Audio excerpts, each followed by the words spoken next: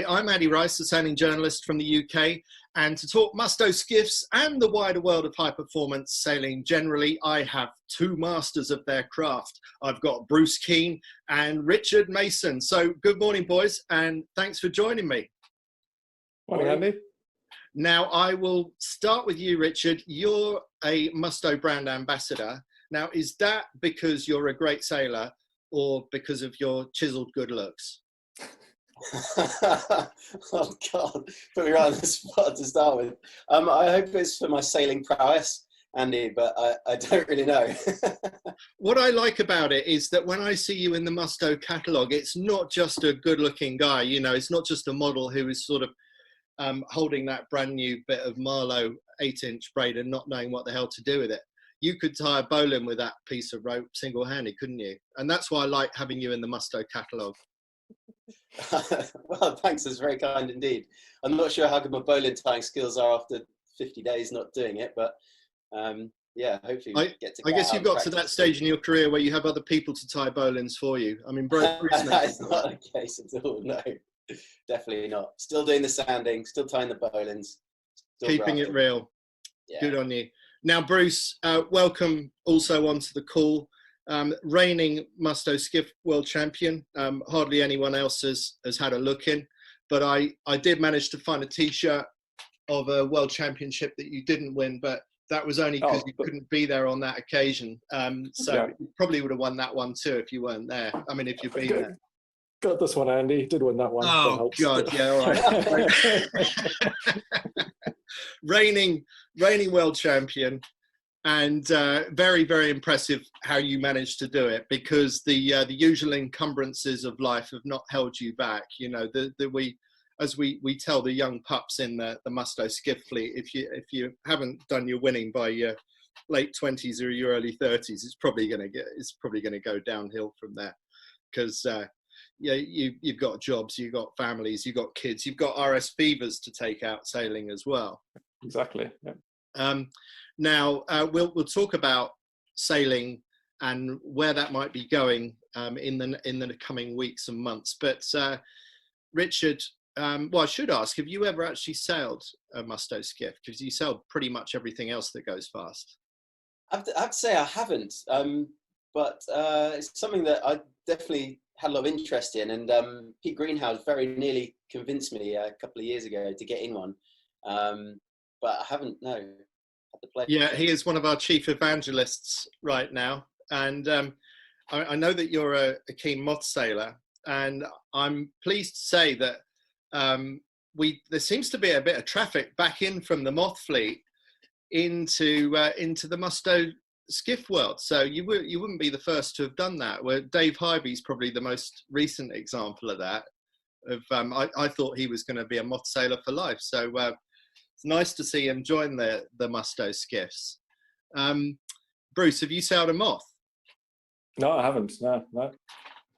I mean, I feel like it's one of those things that you dare not try, because if you did, you would probably have to beg, borrow, steal, or kill somebody for 30 grand to go and buy one. You know, it is like the Class A of the sailing world. You don't want to try it once. But I also wonder, you know, that game of snog, marry, avoid. I feel like the moth is the snog, and maybe the Musto Skiff is the marry. It just seems to me like it's a more dependable long-term partner than the moth. What would be the avoid, Andy? There are so many candidates, and I know that Bruce is going to nominate me for one, but I'm not going to name it. So don't you dare, Bruce, because I'll come back with you at something. But anyway, I mean, yeah, we're not necessarily here to sing the praises of the Musto Skiff specifically, although many of our viewers will be Musto Skiff fans. But Richard, you have pretty much sailed everything else that goes quickly. Just give us a quick rundown of some of the boats that you've sailed over the last 10 years, maybe starting with the 470 and going upwards in speed from there. Yeah, okay. Yeah, did a bit of Olympic campaign in the 470, the same in the 49er. I then took a bit of a backtrack in speed-wise anyway, and did some solo offshore sailing in the Figaro. I moved to France and got involved in that for a good year, which was very interesting. Sleep deprivation, all that sort of things. Yeah, get to know yourself pretty well. And then came back to UK, got into F-18s, did a bit of foiling phantom stuff, bought a Moth, and then GC32s, which are amazing boats. And then from that kind of made my way into the British F-50 team. So it's been pretty varied, but yeah, generally just trying to get up the speed scale when I can. And I just love that area of the sport. I think it's amazing. So some really sexy boats there. The obviously most sexy is the F50, the boat that you've been racing for Great Britain in SailGP for the past year or so. But tell me which. Sorry, go on. It could be the Snog. Oh, but so that could be. So that could actually be. I think that would outdo the Moth in that situation, I'm afraid. Okay, well, that was pretty much my next question. So the Moth has been usurped by the F50, but you don't get to steer that one because, well, last year it was Dylan Fletcher that was doing the steering, and this year for the single event that you did, it was Ben Ainslie. What job do you do on the boat? Yeah, I'm one of the grinders on the boat, so turning the handles with one of the other guys, either Shrek or Neil, and we're just providing power for the winch drum. So for Chris last year and Goobs this year to trim the wing. Okay. And also I've got a couple of buttons for the jib as well, so I trim the jib. Right. And so you're not the biggest guy. You did used to crew a 470, so you're not the biggest guy. So how have you managed to justify your spot? That's pretty impressive as a grinder. Yeah, I'm a different size and shape than I was when I was 70 kilos sailing 470, that's for sure. Right. But just a lot of years of grafting, I think. As soon as I kind of saw that the cup was going that way, and actually one of the branches of professional sailing was going towards foiling boats, you're always going to have to be quite big and powerful to sail those things. So just worked really hard to put a couple of kilos on, and I think just in doing that, my power to weight is quite good. So yeah, I'm able to be in the front of one of those F50s. So it's exciting. And is there a sort of a total weight limit for the crew? Therefore, you've sort of got to be as powerful as you can be for a certain size. Yeah, exactly. So same as any other class, there's a total weight limit, and a lot of that weight gets given to the two grinders in the front. They're the powerhouses. The three positions at the back aren't as physical. So the 87.5 average applies. And so yeah, you have to even this out over the crew. Bruce, you've had a go at the Olympics. You used to be one of the best laser sailors from South Africa, I think I'm correct in saying. How serious did you get about really going as hard as you could into the sport? Yeah, I mean, I did some of the European circuit for 2 years, kind of worked part-time and sailed part-time, which was a good learning experience. But after 2 years of that, I decided I'd had enough. And it was time to kind of take sailing on weekends when it became more enjoyable, rather than just the slog of going to another event and getting destroyed off the start line by people who could hike a lot harder. Was that your drawback? Was that one of your downfalls, the inability to hike as hard as the others? Yeah, I mean, when there's people, they are professionals, like Richard, putting in, 7 days a week training, it's quite hard to do that and trying to earn money to support yourself at the same time. So yeah, just the kind of the novelty wore off after a while. It's just kind of I've learned a lot, but I'm not sure I want to carry on doing this. So you were still extremely good in the laser. What boats came in between the laser and the Musto Skiff? Anything? No. I mean, I did SB3s, did a couple of regattas in the SB3s, but no, pretty much it. It was kind of laser straight to the Musto Skiff. And so that seems like quite a jump. I mean, maybe it was similar for Richard Stenhouse, who was the legend before you toppled him. But he sort of went from a laser and a fin background into the Musto Skiff and proved it could be done. The thing is, I've never seen you put in an awful lot of time into the Musto Skiff. But I'm told that before I joined Stokes Bay, there was maybe one season where you put a huge amount of time in. Are you going to hold your hand up to that? Yeah, that's right. 2008, my contract came to an end, and it took me a while before I found another job again, which was quite convenient because it was over the summer. So I did put in a fair few hours in the water, which means I could make the jump up in the boat handling from not having a clue to be able to kind of put in some reasonable jibes and tacks. And that kind of gave me the boost up to then actually think about sailing the boat rather than just trying to get it around the course. So that helped there. And so has that sort of period of intensive training early on in your Musto Skiff career, has that been the sort of getting back on a bike kind of grounding that has stood you in good stead ever since, or have you put in periods of training since then? Yeah, I mean, there's lots I've learned and changed since then. I'm not sure there's much that I kind of learned then, but that just gave me the step up so that I could then race the boat and then learn all the other things I've learned along the way. So, I mean, every season or every event, I learned something. I mean, it's kind of smaller things now because I guess my learning curve is kind of flattening off.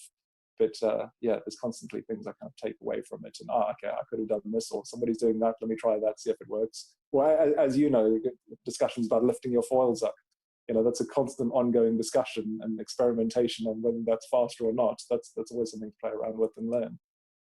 Yeah, Richard, in your world, time is still the most valuable resource. We know that. It's easy to measure the money and think that that's the primary problem, but especially in Olympic sailing, it seems, and I'm sure probably in SailGP and America's Cup level as well, especially SailGP with the limited time on the water, maximizing your time to learn as quickly as possible. That's a key skill. And what is your approach to sort of working out where to spend that time the best? Yeah, I think it's just being proactive. For me, SailGP is quite interesting because there's big gaps in between regattas where we don't have access to the boats. They go in the container, and so we can't, they're one design, so we can't do much anyway, but just checking modifications, stuff like that's all off the card. So it's just trying to delve back into the data, and like I say, just being really proactive with things that you've seen other people doing and maybe didn't have time during the event to analyze, and just pouring back over replays and things like that, and just trying to learn every single thing you can when the boats aren't available to you. Kind of echoing what Bruce said there, just taking what other people are doing, seeing if it works or not, and then maybe having your own ideas from that. And so in the case of SailGP, there's also this simulator in Slough near Heathrow Airport. Presumably you've been in that. Just to tell us what you learned from going through the simulator. I mean, that simulator is something else. I've never seen anything like it. I mean, the thing I can liken it most to is in the fairground, you get the jet fighter simulators. It kind of sit in it and you go up and it wobbles around. It's just like that. And it's quite a thing. But early on, especially with Dylan, Stu and Chris and those guys, it was about learning the feel of the boat and how not to capsize it, which we've had varying success last year. But also the SailGP are pushing on the technology all the time. So they're talking about changing the foils. We've got this new smaller wing coming. There's all sorts of things with the interface with the technology and the buttons and stuff that they're changing all the time. So they can change that in the simulator, and we can go and test it and see what happens, see how the boat field changes, and see if there's anything we need to do differently with the crew maneuvers and all that sort of thing. So it's a really useful tool. Okay, and I understand that all 4 of the America's Cup teams have their simulators, and obviously with the lack of time on the water itself, those simulators are becoming more and more important to the whole game. Now you've been sailing with Ben Ainslie on the F50 for SailGP. What are where are you at in terms of getting a full-time job with them? We're in discussion, but right now those guys are running a bit of a skeleton ship at Ineos. They're doing what they can to push forward the America's Cup campaign, but at the moment they're just using the guys that they've got. So that's fine. Like, it's amazing to be part of the F50 anyway. So That's all I good. suspect it's probably the most fun sailing on a boat as well, because my understanding of the AC-75s is that if you're one of the crew, if you're not actually part of the decision-making team, you're basically a galley slave below decks. I mean, Shannon Falcone from Luna Rossa was saying he has no view of the race course, so he might as well be at the bottom of a trireme in ancient Athens, just being told when to pull the oar. Well, they call it the skip, because when you're stood in the pit there with the pedestal, it's as if you're stood in a skip. You can't see over the side. It's that sort of feel, supposedly. So yeah, it is. I mean, you can still feel what's going on. You feel the acceleration. There's still the wind and all that sort of thing. But it is literally a grind. Yeah, it doesn't sound like the most fun, but I'm sure you would give your right arm if you were able to be a grinder for the whole America's Cup setup as well. I wish you the best of luck with that. I really hope it works out for you. And I hope they give you a window in the side of the ship as well. Yeah. I don't think windows are very light, though. That's a problem. No, this is the problem, isn't it? Yeah. And cellophane wouldn't really cut it at 50 knots, would it? No. So, Bruce, I've got nothing but grudging admiration for what you've achieved in the Musto Skiff over the last 10 years. Do you remember the time when you transitioned from I'm never going to be able to do this is just killing me, to the point where, oh no, I think I could do this, I think I could nail this? Yeah, I don't remember a specific thing. Well, yeah, I mean, probably even the first time I went out, I think it was a northerly at Stokes Bay, and as you know, at Stokes Bay and northerly, it's pretty gusty and shifty, and I kind of went out and was all over the show, and I thought maybe I've taken on a bit much here. And even then, the next time I went out in the kind of 8-knot easterly, and I suddenly thought, there's a chance I can actually do this. This, as long as I'm going in a straight line, this is actually reasonable. It's okay. So that I knew there was kind of glimmers of hopes then, but I mean, yeah, it was quite a long time afterwards before, in most conditions in breeze, I felt like I could get around the course reasonably. Yeah. And as Dan Vincent, one of our colleagues at Stokes Bay, points out, you never look that great in the boat, but you're always going fast. Thanks. Not sure how to take that. Well, I mean, looks can be deceptive. But no, I'm only kidding with you, because you've got more titles than the rest of us all put together in the Musto Skiff. But what do you think is if you're prepared to reveal your secret weapon? I think I've spotted one of your secret weapons, but what do you think you are consistently better at than most other people on the race course? I think probably consistency, actually. In terms of speed, I think I'm generally quite quick. Not the fastest, I don't think, in any conditions, but I'm pretty quick in nearly all conditions. I mean, maybe if it's a drifter, not particularly fast. And that's why I think over kind of the longer term championships, I tend to do better, because I do okay in 8 knots. I do, pretty well in 25 knots. And as long as you're constantly at the front, then that brings you towards the front at the end of the week, where there are many people in the class who are really good in light winds and, be faster than me around the course and win races. And then there'll be others who'll be really good when it's 20 knots, but there's often not a kind of huge crossover between the two. So keeping those good positions or reasonable positions in all those conditions really pays off in the big events. But yeah, I'd say probably speed. I think generally my speed's pretty good. You seem to be just a click higher than other people upwind, it seems to me. I mean, I don't like starting just to windward of you off the start line. It's really, really hard to live there. And I don't know how you do that. It just seems like you are able to carry the boat to the edge of stall, maybe better than most of us. I don't know either, but I was the same in lasers, actually. I was slightly higher than people. Of course, I didn't have the speed of the top guys, but I always kind of, similar speed to the people around me, but just a little bit higher. And I've no idea how I got to that, but it works for me. Yeah. No, he wants another world title, Andy. He's not going to give you his secrets. Yeah. No. I think he could tell me everything he knew, and it still wouldn't be much of a threat to him.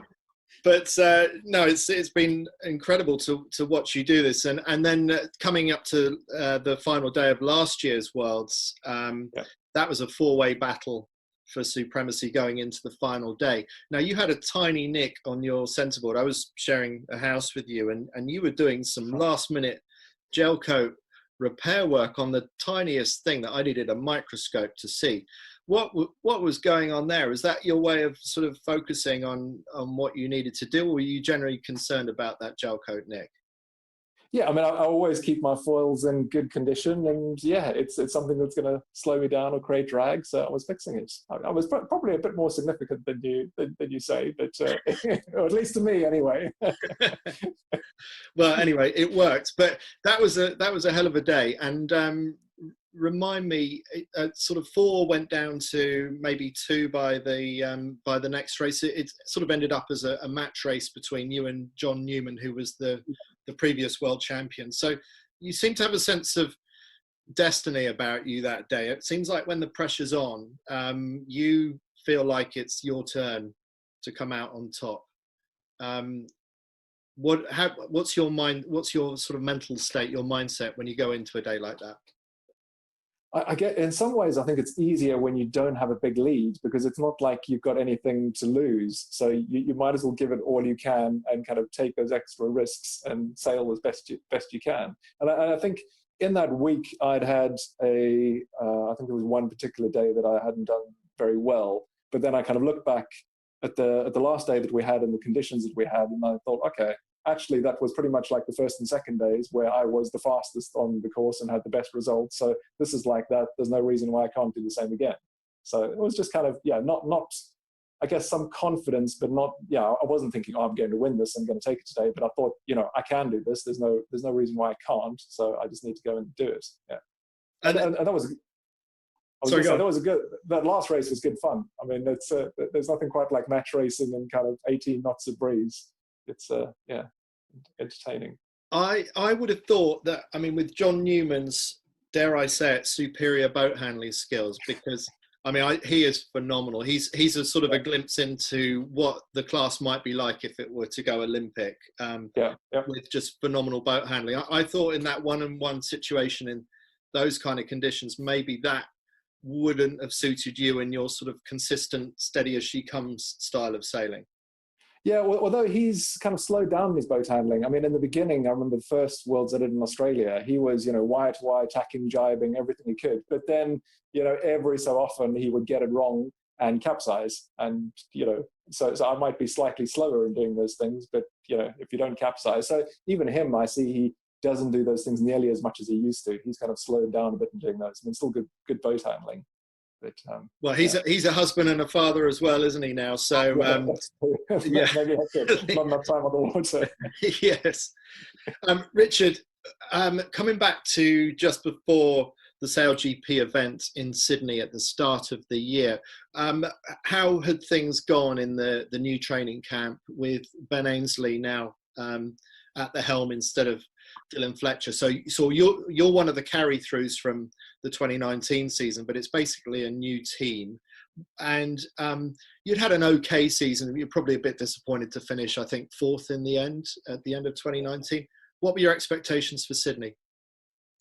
Yeah, well, 2019 we did a lot of work. We felt like we came on loads, and obviously having Dylan and Stu, who hadn't sailed, obviously sailed their 49ers to an incredible level, but never sailed a really fast foiling boat.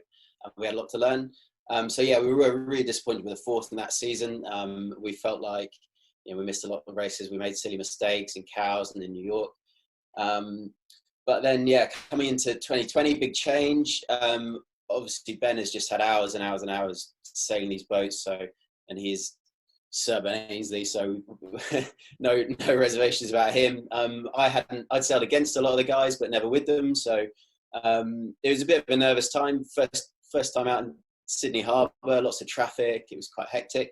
But we towed out to the race course with the jib up, cut the tow, didn't touch the water, and off we did. I think we did 7 laps the first time. We didn't stop. I've never worked so hard in my life, and I was like, oh God, okay, now I kind of get why Ben is where he is, because this is this is hard. This is about 3 times as much sailing as we do in a race day on the first day, having not drawn breath from cutting the tow. It was full on. But and from that minute on, you know, we learnt tons. We gelled as a team. They're all great guys, and yeah, it was such a great event in Sydney. And had you sailed with Ben before that occasion? No, I hadn't. So what were your expectations of sailing with Ben Ainslie, and how did it compare when you actually did it?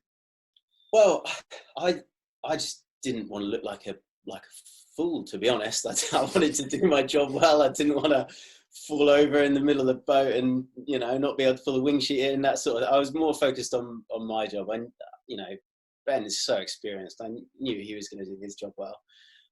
So I was just trying to not look like an idiot. And, you know, he kept me on for the racing, so it was all right. So just give us a run through race 1. How did that go for you? Yeah, race 1. Oh, now you put me on the spot. Let's have a think. We won it. God, to be honest, all those SailGP races, they blur into one a little bit. They must, yeah. They must be. They are so full on. You just don't have a second to think. And in those boats, you really are on a knife edge. And all your focus has got to be on your job. If you're worried about what the other guys are doing and the other boats around, basically the way that it works in those boats is that the whole crew is set up so that the helmsman can look around. And in order for him to do that, everybody else needs to be 100% on the boat, really. So I just had my head down and grinding away. So last year, Team Japan and Team Australia were a cut above. It was looking like a match race between those two, with Tom Slingsby and Nathan Outridge at the helm of those boats. How did you think that you were going to slot into the SailGP circuit this season with a new team? Well, we had Goobs and Parko, who were last year on the Japan team with Nathan, because they're now with Ineos, with Ben's America's Cup team. So we now had a really strong middle of the boat with those two guys. And we knew Tom was going to be at the top of his game, as he always is, a fierce competitor. And, you know, the media really took that rivalry on and bolstered it a little bit. But so we knew there was going to be hot competition. There was some really good new teams. The Spanish with Phil Robertson, he's obviously very experienced now from last year. So we were just kind of going in. I mean, I was going in hoping to, you know, be there or thereabouts, but I know Ben was going in to just smash everyone like he always does. I think there was no doubt in his mind that he was there to win. Well, you sure did. I mean, what was it? 5 out of 6 races you won? Yeah, 5 out of 6 with a bit of a funny one in the middle there. You're disappointed with that one, yeah. Yeah, a little bit. Unfortunately, I didn't get to watch it, so I don't know how that panned out. But I mean, anyway, 5 out of 6. I'm not sure anyone's done that in a SailGP event before, have they? No, I don't think so. I think it's the first time. No, I mean, it's just phenomenal. So very frustrating that you're not going to be able to see out the rest of the season. How are things shaping up? What sailing, if any, do you expect to do this year? Well, it sounds like, you know, the waters are open again, which is great. I think that we need to make sure we go back to sailing cautiously. Certainly, I know the Moth Fleet are taking a lot of precautions just to make sure we keep the distancing and just basically not ruin it for everybody. Because it could, you know, if you've got to call a lifeboat out, get rescued, then they can very easily take that privilege away. So I'm hoping that, you know, slowly and surely to get back out on the water, and fingers crossed soon sailing in the UK will start. I mean, I think it's going to be a long time before the international events get going again, if it's all this year. But yeah, just get to go out on the water and enjoy that with the weather we're having. Should be good. Bruce, what about you? Some people have already been out from Stokes Bay since Wednesday and things opened up a little bit. When are you expecting to get on the water? Yeah, I'd like to get on quite soon, but I mean, I guess similar to what Richard was saying, it's just kind of weighing up the risk of it. So, you know, I'm only going to go out when it's blowing onshore so that I know I can kind of get back myself, even if the boat's in bits, at least I'll get back to the shore again, you know, not having to rely on rescue cover or anything like that. Yeah, I mean, I think it's going to be a while before we do racing as we know it. But yeah, hopefully I can get up for a sail by myself or with my kids too, just to get on the water for a bit. But maybe as single-handers, we have more of an opportunity to get some sailing in than any other form of sailing. So any form of single-handed sailing should be able to get going fairly soon, I would think, with the provisos of what we've spoken about with high-performance boats like Moths and Mustos. You know, maybe you've got to be more careful because of what can go wrong. Yeah. So, guys, there's a lot more I'd like to ask you. I don't know if there's anything that you would like to ask each other. I've asked you what your sort of secret skill is, Bruce, and I sort of identified it for you, and it's that ability to play a little bit higher. Richard, I wonder if you had to identify something that you're particularly good at, without being modest. What would you say it is? Where do you really pride your abilities? I think I just really like the sport. I just really like I really like that you can't complete sailing, that there is always something new, there's always something different. And I've always tried to kind of get out there and do some different stuff and you know, do the offshore stuff and do the dinghy stuff and the foiling and I think that a lot of the experiences that I have had shape what I do as a sailor, and also it just gives me the drive to just keep interested, keep doing things, you know, keep learning about it, and so I think enjoying it is key to being good at it. And actually, one thing that is quite unusual is you've also done the solo French scene, the solo offshore scene. What did you take out of that, and what prospects of you using those kind of skills again in the future? Yeah, that's a different world. That was quite an interesting time for me because I had been in the RAA kind of British sailing bubble for such a long time to do Oppies 420s. I've always been in the zone and the squads and all that sort of thing, and had a goal and been set out and blah blah blah. And the French scene is much more open and kind of bohemian, and the guys, they do it because they just like sailing, and you know, if they kind of go and win something, then I mean, obviously they're very driven and that sort of thing, but they just live to sail rather than going to compete for a prize. And that really opened my eyes to the kind of the wider world of sailing, having been in this bubble where winning an Olympic medal is the only thing that you possibly want and are trying to achieve. It was right. Okay. So you've been careful not to actually criticize the sort of the squad setup, but I'm sort of detecting that you maybe feel it's a little bit constricting.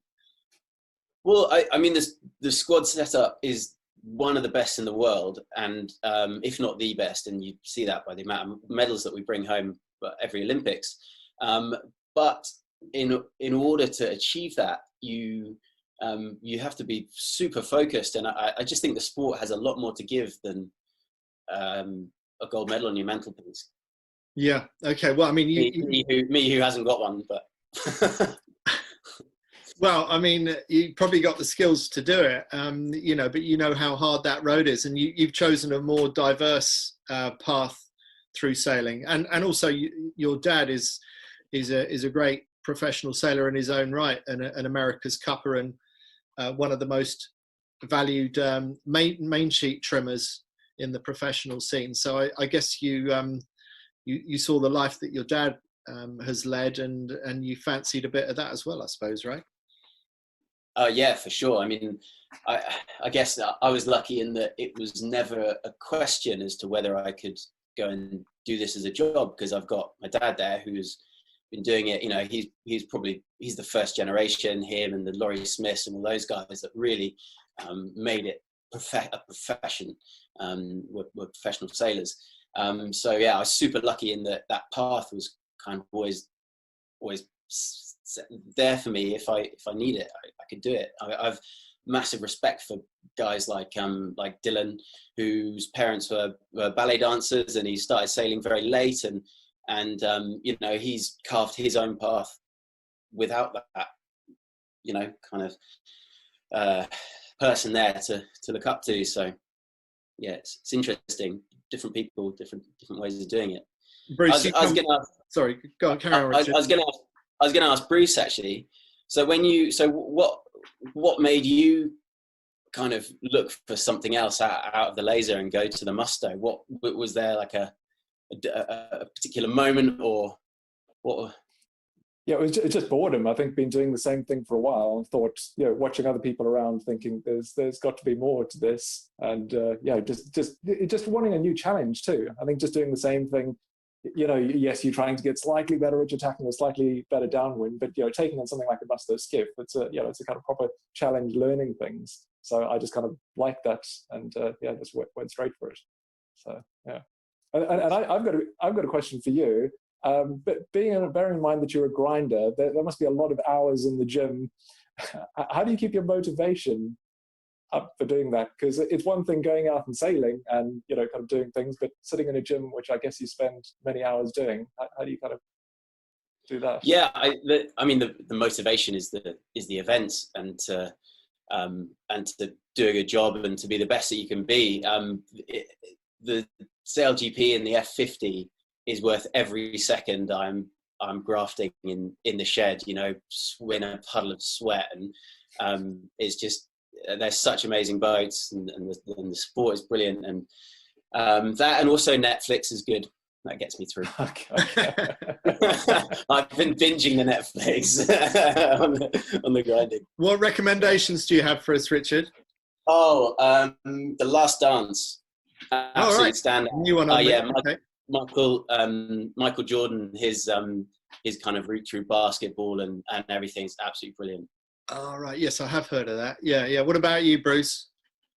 Oh, there's a few things. I was going to say, when I'm on the Turbo Trainer, there's a Spanish subtitle thing. I can't remember what it is. It's one of the highly rated ones on Money Heist. Okay. And I watch that because on the Turbo Trainer I can read the subtitles, and because I've got nothing else to do, literally. So you're spending a bit of time on the Turbo Trainer. Yeah, not nearly the same level as Richard, but just to keep some fitness up. Yeah. Well, Richard, I wonder if there is a comparative number that you can give us from something. Have you got a time on a Concept 2 rowing machine, for example, 2,000 meter time that you can throw at us? Yeah, I'm not going to not mine though.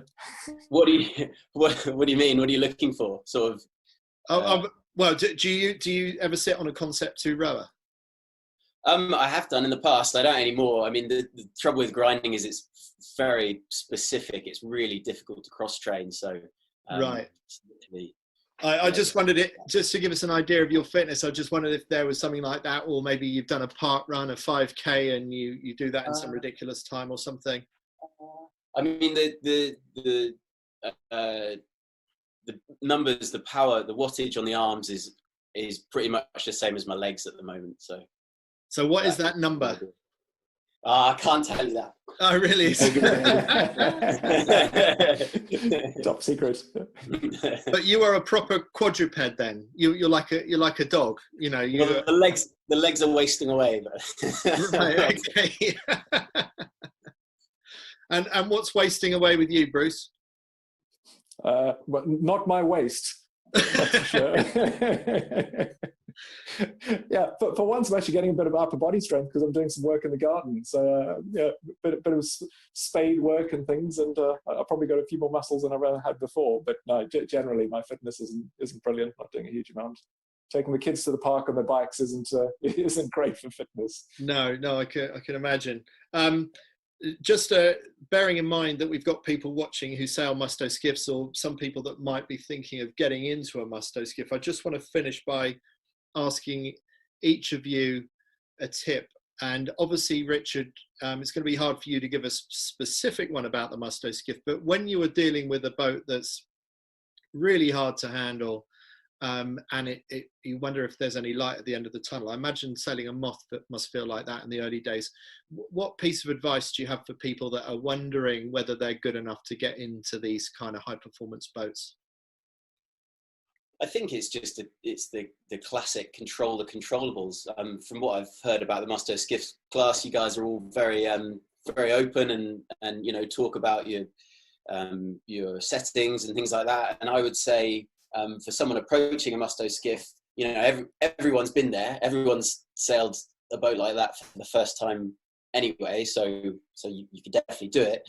And the second thing would be just make sure that you've got the things ticked off that people are willing to give you. So make sure you've got this tuning guide, make sure your equipment is, you know, it doesn't have to be absolutely incredible, but just make sure it's, you know, the foils are nick free and your trapeze lines are safe and all that sort of thing. And start with things that you know are the right things. Well, you've touched on something that I should have remembered to bring up myself, which is, I think one of the most amazing things about the Musto Skiff fleet is how open and how welcoming it is. And it was an ethos that I think probably Paul Manning, if I'm going to identify anyone in particular, Paul Manning, who was so integral in getting the class up and running, and until a year or so ago was at the centre of making everything run within the Musto Skiff fleet. He was insistent to people like Richard Stenhouse, who'd come from the secretive world of fin training where no one shared anything because there were Olympic medals at stake, that no, once you learn something, Sten, you've got to tell everybody else, because this boat is hard enough to sail without us all keeping secrets from each other. I mean, Bruce, what was your experience? Because you were fairly early into the class. Was that your experience? Yeah, exactly that. And I mean, I remember having many discussions. Well, in fact, one in particular, there was a day at the first nationals I did where there was no wind, and I was kind of hanging around with all these guys who were at the top of the class, and I was definitely mid-fleet, or maybe even if that at the time, really struggling with boat handling. Just going and speaking to them and say, oh yeah, what about this batten tension, and what do you do there, and how do you do that? And then, you know, Richard Stenhouse came out with his DVD, which was good, plus there's some YouTube videos online. Just watching those and kind of asking the guys things makes a massive difference, because just some of those few things, I mean, getting your mast brake right, those things, it doesn't matter how good you are, if you don't have them right, it makes the boat incredibly difficult to sail. So getting those things kind of set up correctly, and, you know, speaking to somebody who knows how to do it, makes a huge difference. Otherwise, you just battle for ages. Yeah, it is an absolute pleasure to be in the fleet. And I think a common mistake that people make is that they think, oh, I'm not going to come to a nationals or an open meeting or whatever until I've gained a certain level of competence. I'm going to make a fool of myself in private on the lake where I sail, and then I'll join in when I've sort of mastered the basics. But actually, I don't know if you would agree with me, guys, but I think if you can bear the humiliation, it's better to humiliate yourself in public in front of a large audience and seek as much help and advice as you can within that environment, because your rate of learning will be so much faster. Any comments on that? Yeah, and I would say, you know, speaking to people, seeing what people are doing, you can go and look at other boats. Oh, that's how they've set it up. You know, somebody told me to do it like this, but I didn't see anybody else doing it like that. So, you know, looking at how they've got their kite set up, you know, the sheet set up, all these things that you can learn and try, and asking people, I think, yeah, it makes a massive difference. Yeah. And what's it like in the Moth, Richard? Do you have a similar ethos there? It's mixed, I'd say. People are willing to help, but not to divulge specific secrets. It's a bit of a different class in that it's a development class, so people are trying to push the equipment all the time. So yeah, there are little groups of people that will go off and do their own thing, but at the end of the day, you know, a Moth event and any kind of sailing event, I think is the best thing you can do. So, you know, for people thinking of not going to a nationals or not going and hanging out with your mates, I can't see why you wouldn't do that.